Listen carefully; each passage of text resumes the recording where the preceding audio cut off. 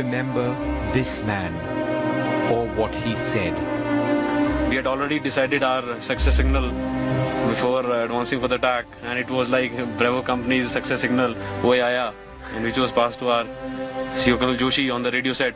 And after the another bunker was captured, my company's success signal was "Ye Dil Mange More." The guys were so highly charged up that they're wanting that some more bunkers should have been there, and we would have got the more chaps.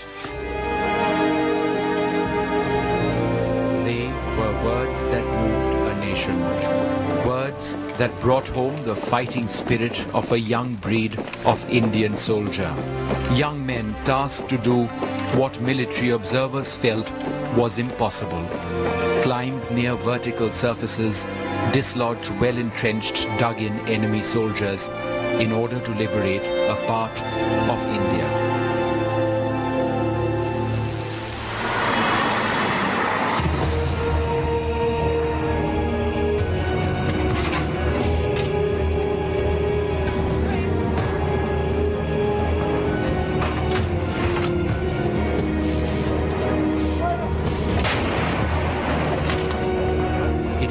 In the summer of '99, in a war broadcast to your homes, a war taking place far, far away in the mountains of Kashmir, a war that was nonetheless just a click of your TV remote away.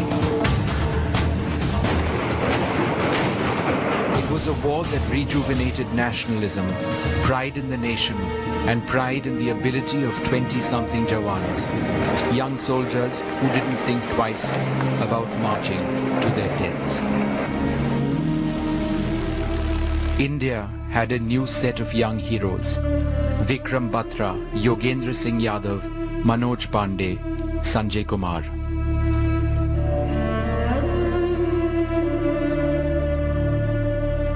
दुश्मन के पास पहुंचने पर हमने हमारा और दुश्मनों का आमने सामने हमारा फाइटिंग हुआ और करीब इस लड़ाई में 5 घंटे का समय लगा। उस समय हमारे केवल दिमाग के अंदर यही था, अपनी पलटन की इज्जत, अपने देश का जो सम्मान है उसको बढ़ाना है, और अपने परिवार वालों का, तो जो हमारा देश सुरक्षित है तो परिवार वाले भी स्वयं सुरक्षित ही होंगे।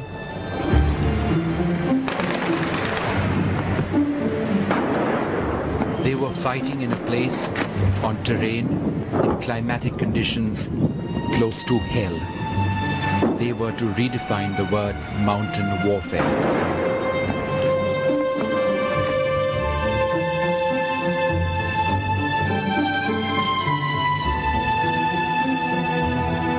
This is the man who ordered them to fight to the death if necessary. VP Malik was the Chief of Army Staff, the man the country would look up to fight off what was an unexpected and undetected incursion. In a place deemed too inhospitable for a large-scale enemy assault. As Army Chief, Malik knew that war and death were synonymous terms, but still, it was his job to give the order sending young Indians into what was the lion's den. The hardest occasion for me, or the hardest time for me every day, was my first morning briefing, where they gave me account of the casualties of the previous 24 hours. You know, every time you winced when you came to know the number, and you felt bad. I think I can say the same thing for the Prime Minister.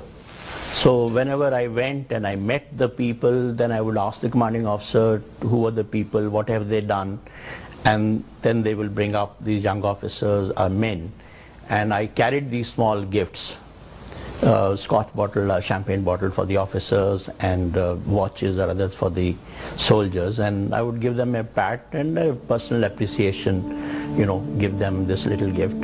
By May 1999, this is what had happened.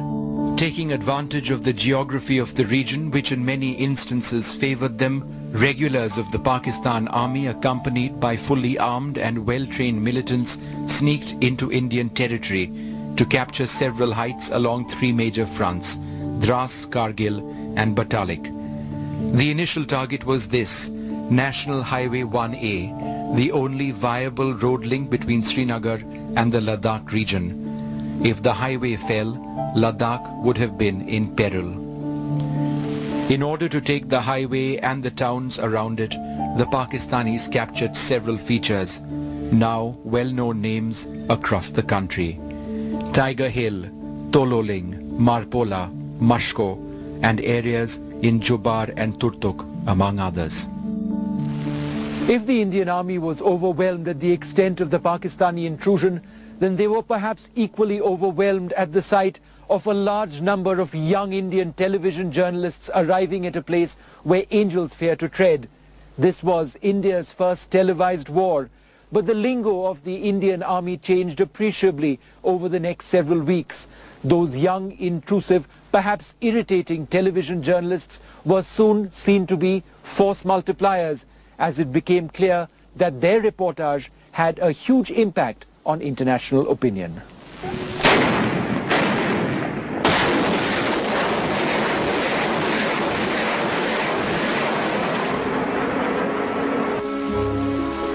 And so, if the Jawans up front were fighting in brutal hand-to-hand skirmishes behind the front lines but well within the range of Pakistani artillery, was another war, one for control of the airwaves, one where the story of what was happening was being reported.